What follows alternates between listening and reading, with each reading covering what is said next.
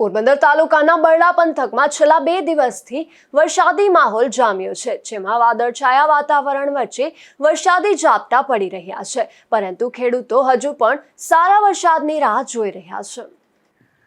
પોરબંદર તાલુકાના બરડા વિસ્તારમાં ગઈકાલ સાંજથી વાદળછાયું વાતાવરણ જોવા મળી રહ્યું છે।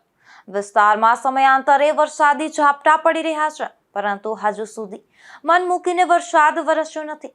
ખેડૂતોના જણાવ્યા મુજબ હાલનું વાતાવરણ સારા વરસાદ માટે અનુકૂળ જણાઈ રહ્યું છે અને આગામી 1-2 દિવસમાં સારો વરસાદ થાય તેવી આશા છે।